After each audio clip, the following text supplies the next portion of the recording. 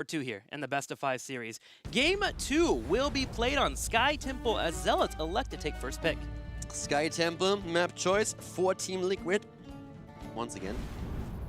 And yeah, I'm curious for this one, a lot actually, because Liquid talked a lot about how they feel that they have answers to Hansel.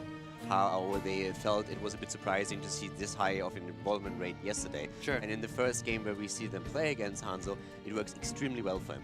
ADRD never really had the same impact here against them that he had in some of the games against Trick Esports yesterday. So I'm curious to see if Team Liquid has a few more strategies along those lines, and also how the drafting for Sky, or the opening on Sky, is now affected, since we are once again talking about the potential bans on Genji, on Hanzo, Greymane, of course, as well, as he has such a high involvement rate. Yeah. But again, Abathur, he's the linchpin here for a lot of the European teams. And so there's a lot of heroes that at this point you want to target with a ban, but you can't, so you have to pick your poison. You gotta pick your poison and pick your strategies. Speaking about Hanzo, what are some great ways to actually stop them? One, we just saw double support sell pretty good there. Felt like it really helped them push down the target. And then pure dive. If you're able to get on top of Hanzo's face, he is just not able to do anything. His auto attack speed is quite slow. He has to have a decent amount of engagement, and he wants to make sure to hit those angles to get that proper damage out, especially the scatter arrow. If you're able to push him back into a corner, he has a much harder time of actually dealing with that aggression coming your way. So maybe we'll see that from Team Liquid. Yeah, Genji overall is great against him. It's one of the main reasons why we see such a high ban rate on Genji right now when Hanzo is involved. Greymane can be fantastic as well with Block for the Throat. If you get a bit of early damage on Hanzo and then you go in with Greymane, you commit to go for the Throat, you can just blow him to pieces. So there's a lot of plays around that we could see.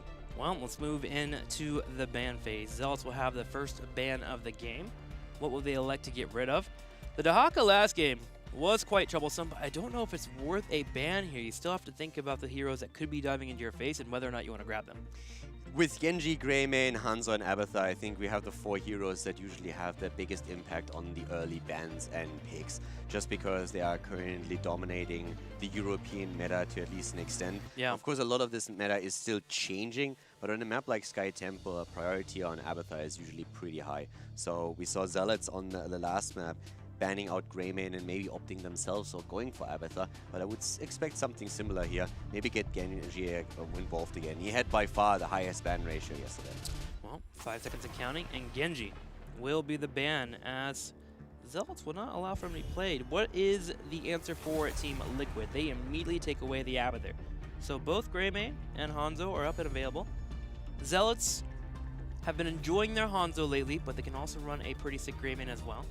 Just to put this in perspective real quickly here, when we look at yesterday's games in the European scene, so only looking at European games, Genji and Abathur had by far the highest ban rate. Both of them were banned in 71% of the games, which is a bit crazy. And it's exactly what's reflected here today as well. In both of the games that we watched so far, Abathur was banned in the first rotation, and even though we now have a slight change as Zealots ban Genji over Greymane, we still have had a huge involvement on Genji on the first map because it was an immediate first pick. So the priority of these 3-4 heroes that we mentioned earlier, at least for Europe, is insanely high. I do wonder if there's some strategies to leave the Abathur up and then move a little bit more into aggressive globals, like Dahaka and Falsas like we've seen in the past, or if Abathur is just that strong in the European meta. I'm kind of curious and I want to see more in the future. Greymane has been picked up, Arthas and Malfurion. Team Liquid ignoring the Hanzo and showing you they are ready and prepared to face it if it's picked up once again by Zealots. Yeah, and this is again the question here. What are the Zealots going to do? They have Greymane already, which is fantastic. He's still one of the most flexible heroes that we have, even though at least yesterday the win ratio wasn't quite in his favor. But overall, he's already up against really heavy odds. We are seeing him play into Arthas, which is always a bit of a problem for Greymane since he's heavily reliant on his auto attacks, and Arthas has been a very oppressive tank in the meta. And we have also Malfurion together with Arthas, so that already gives us another route that you have. Yeah. Twilight Dream alone can be absolutely brutal if you have a heavy engage against them. So Zealots are with Greymane also looking at this and saying, okay, how do we combo this off? And I'm also curious, what are we going to see from them? Are they going to go into one of our top supports here right now? We will see ETC again, who is a high priority next to Arthas. Since you also have to think about a bit, there is a high possibility that there we have it, ETC again.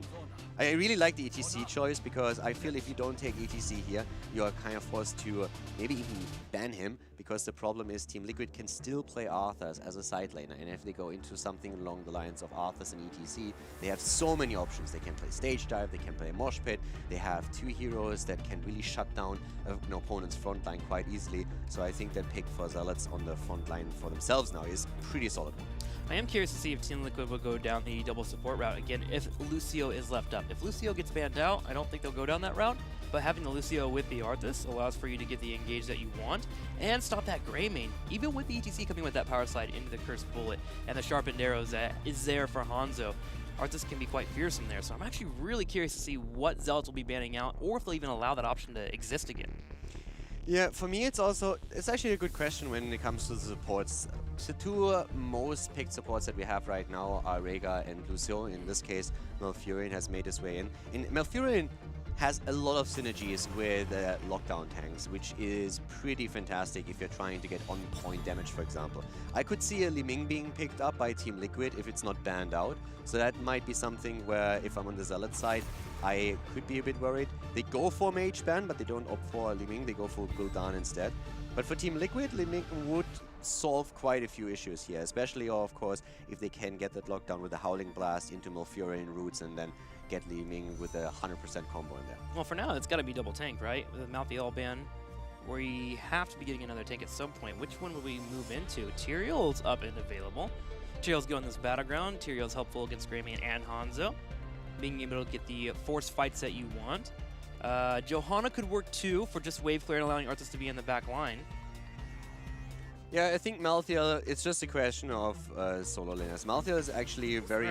There's Li Ming, as we said before, and we have our double front line. Malthael is really interesting because there is a little bit of a split when you look at the European teams of how strong Malthael currently is. There's a lot of teams that say, oh, okay, he has a high priority, he has also a really, or should have a strong involvement rate, and other teams that just simply don't see him as that much of a threat. Sure. That's something that's going to develop over the next few weeks, but overall, he has had some really decent success. We had him in 2 games, and both of the games with Malthael were won. Notably, one of those was when Tricked used him as more or less a distraction to create space for Genji and Li Ming, which was a fantastic strategy on Infernal Shrines yesterday.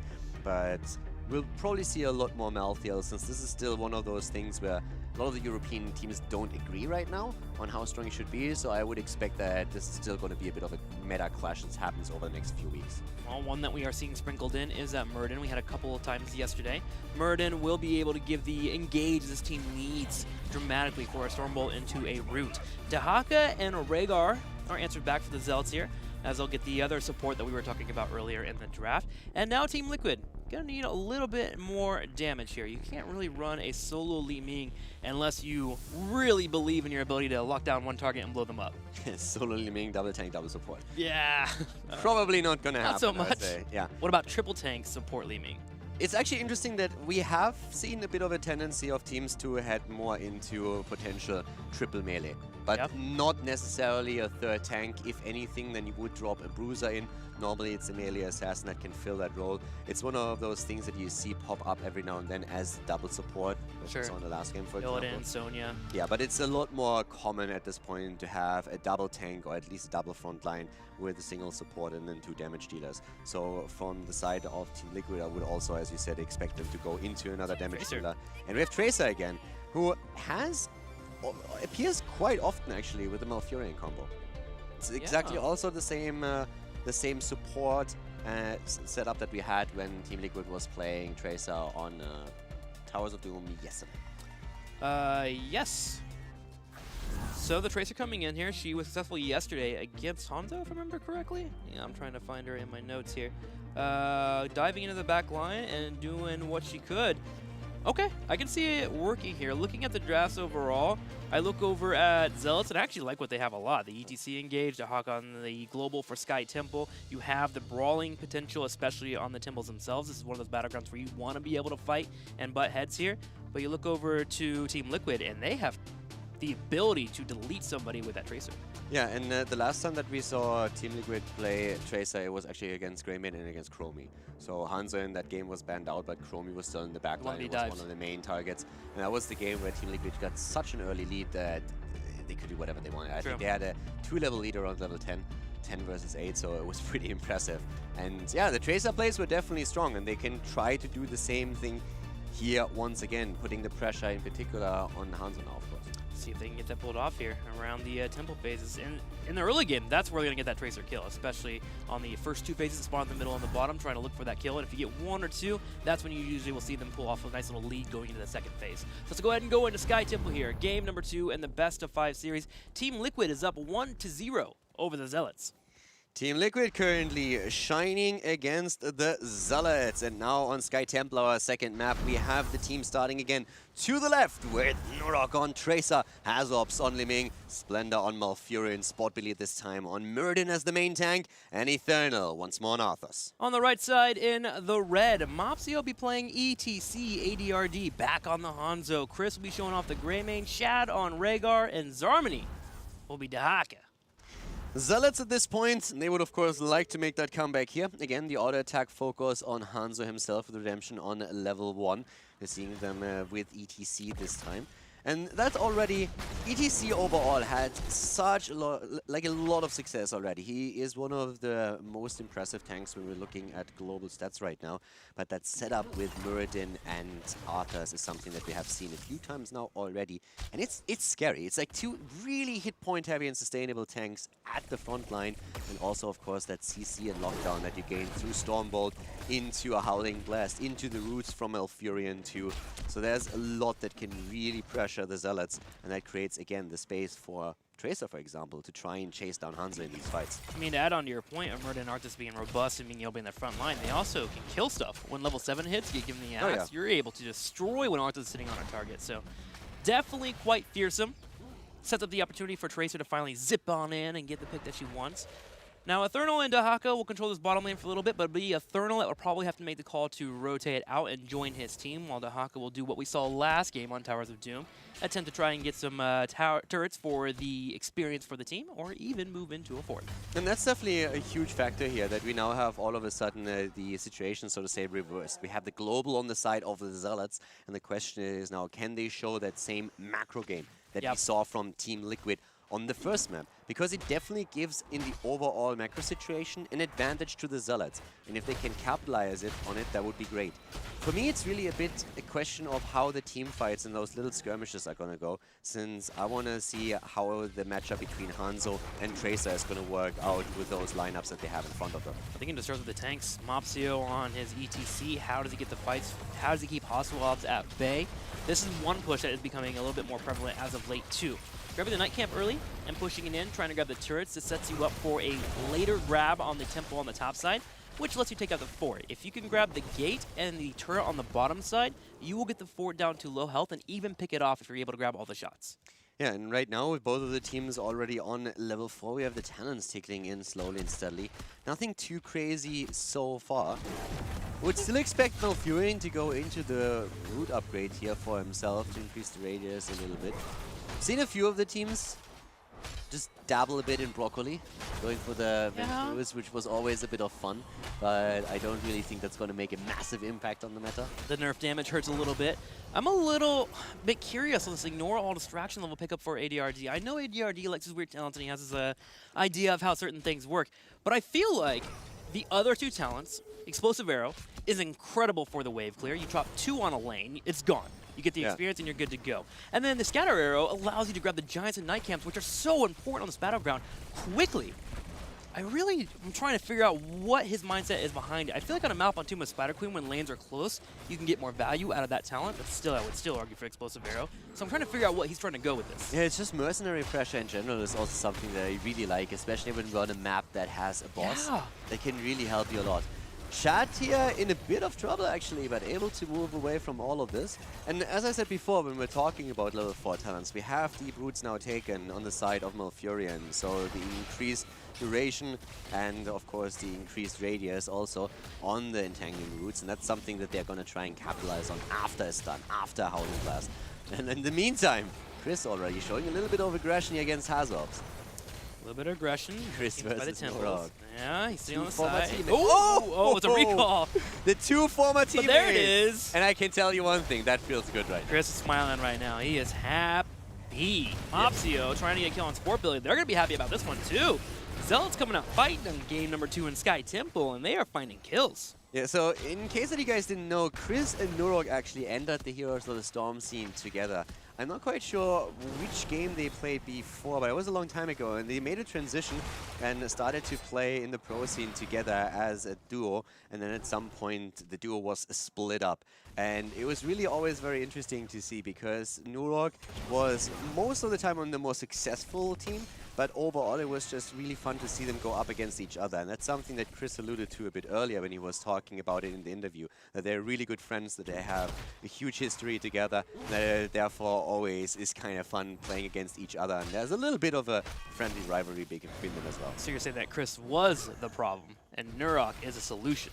To be honest, at the time when all of this happened, when Nurog, for example, started to play the team, we talked always about how the team that formed back then was more so the leftovers, the misfits that no one else wanted to play with, and then they became one of the strongest team in Europe. At that point, Nurog was always seen as the, so to say, like, hold on for a second, Hang on, because this one's a big one.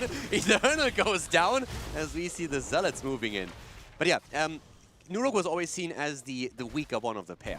Chris was always one of the best assassins in Europe, and then at some point it shifted a little bit. So from that point on, it was always this back and forth between the two. So there's a really fun dynamic between them. And as I said before, there's no animosity there. They're really, really good friends, but it's just always fun to have those small rivalries even amongst friends, and hear them talk about it too. You're so German it hurts sometimes. I was just trying to meme just a little bit, and you just come in with a very thoughtful explanation. Thank you so much for that. But I was just trying to get a meme in. That's it. We're good. No, it's actually something that people talked about, so I think it's important. No, it is important. I think it's fun. It motivates the two of them, of course, as well. They're highly motivated here. Nurog had definitely immediately a frown on his face when he was killed by Chris, and he was just like, I'm okay dying, but do I have to die to him? They're not going to get Chris, though, this time? No! The Ancestor Healing comes in to save Chris's life. Mopsio coming with the power slide, looking for a kill on Sport Billy. Can they get him low? He dubs out, but Malfurion not so lucky as ADRD gives the final blow. Sarmony here. That was actually really well done by him. Goes in and gets the drop on Malfurion, the isolation as well, drags him back in. And the Zealots are completely, I mean, they are looking very different from the first map to the second map now. They are the ones in control and always the ones to initiate here. 4 kills against 1. The lead at this point also gives them control over the bottom temple here. So yeah, job well done so far by the Zealots. Really coming down to the macro play, especially that push on the top side. Being able to control that temple, the 2 kills have been pivotal so far as they have gotten a massive lead and now grab the temple on the bottom side, getting a fort down on the bottom left, and they're set up for the fort on the top left with the Merc camp. Sport Billy here with a zoning hammer. Those are my favorite kind of hammers. The ones that zone. Not the ones that hit. Those are too lethal. Yeah, those are too easy. I mean, the zoning hammers, that's what it's all about. No, but I mean, jokes aside, I have to say, I really, really enjoy the start of this. Oh, arrow. The arrow goes in. Eternal has to pop his ult here. Good route also from Splendor, making sure that Mopsy can't follow up. And I really, really enjoyed the start of HGC 2018 here in Europe. So far, the games have been a pleasure to watch. There's a huge dynamic between teams, the new lineup, seeing them in action now. It's just so much fun here. It's really awesome. We said it in 2017. I think it's fair to say already in 2018. The depth in the European teams just goes down all the way to the wire. These guys are incredibly skilled, and it's just by small margins that they beat each other here. Another Ancestral coming out for Mopsio to keep him alive, with Nurog and Sport Billy putting some pressure on him. Yeah, I also, sometimes we have these situations where support throws out his ult a little bit too fast. I think in this case, it was absolutely justified. Better safe than sorry. Make sure that you have your tank with you. Yes, it's a big cooldown that you drop there, but it's still something that I feel was worth it. Liquid with the aggressive move towards the boss. They have no intention to actually go for it, but Sport Billy might be down, and yes, he is.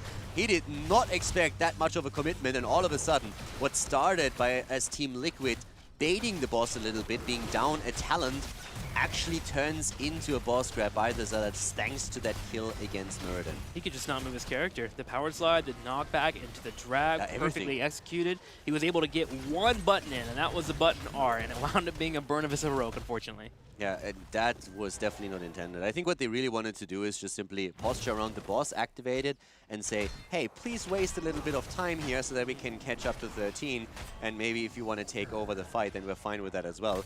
But with Muradin all of a sudden getting caught, that turned into an opportunity for the Zealots, and they were happy to say, okay, boys, we gonna get this now. And the Zealots are running with it. I love seeing this. 4 on the bottom side, pushing with the boss. You don't see this too often. You get a boss, push with it, get that aggression there. At least protect it. You don't have to have a kill. If you get one, great. But what you want to do is get it at least with that 4 or keep to get some damage in. And the Haka is still at the top, but they need to make sure that they still get out of it. And with ETC, that shouldn't really be a problem.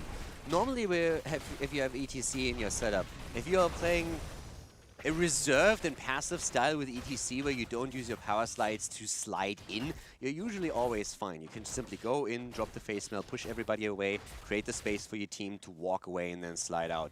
And the Haka could easily just soak experience while all of this happens. And now we are seeing the Zealots 2 levels ahead. Finally even Talents, but Liquid is entire level behind and is really struggling here. The Zealots are in full control of the game. Wow, Mopsio dodging the Stormbolt there from Sport Billy, but Sport Billy is able to grab the Giants that we'll see on the bottom side. Zealots realizing, okay, we can give this up. We don't need these Giants. What we need more is level 16. We want to have the talent advantage and then contest this bottom temple. Give them a few shots. Give them a couple Giants. We got our boys Army in the top lane, the middle lane soaking. Just chill. So we have an exchange here with the Haka moving into the middle. From a structural point of view, the advantage of the Zealots is actually insane. They still hold on to all 3 forts at this point. This is of course going to change now with the temple phase that we have active. But overall, the advantage of the Zealots is pretty incredible. They're going to hit 16 soon, and then they can make their plays here. Unless, of course, Team Liquid is able to get a kill. That was a close call for Mopsio. I don't think they had vision on him, and he sailed past. If that Stormbolt connected from Sport Billy, it could have been a different situation. But at this point, Liquid goes in. They want this fight. 13 versus 13 talents, and they're trying to make it happen. But Billy is already low, and so is Nurok. Especially with using the Avatar. Chris trying to kite backwards. Chris gets hit with the Howling Blast, though. Silence does come out. Nurok dives in the pass, misses out on the Pulse Bomb. And now with 16 right around the corner, the Zealots are giving it chase. They are wanting to fight back here the moment they hit 16 and take over the temple. Mopsio leading the charge. Stormbolts come out, as well as some spells from Li Ming, but he is unfazed as he gets the temple. And now we have that 16 talent advantage. And this is really the moment where you want to make sure that you start controlling the map completely. You have to make sure that this advantage translates into something measurable. First of all, they drop the last fort on Team Liquid's side. Structural advantage, as we said before, is fairly important, but Greymane is already on the camp. And as soon as we have more camps respawning on the map, Zealots is probably grinding straight for them, trying to make sure that they get even more pressure against their opponent. Yeah, so want to keep them at bay as much as they can. And with the temple spawning soon, if one spawns on the bottom side, Zealots are primed to grab a keep, as they'll be able to shell forward. Remember the boss I grabbed earlier? They were able to grab the keep wall as well as the moon well. So that means the next hit will automatically be stopped on that keep. Yeah, so for now we have one camp at least taken by Team Liquid, so they were able to grab that. But overall, the Haka is really the game changer here. If Team Liquid would have won these fights and got the kills out there, then it would be a different scenario. But if you're already behind in kills, behind in experience, you have lost out on a lot of the structures that you hold on the map, and then you are still up against a global that continuously delivers extra experience into the hands of your opponent, then you know you're in trouble.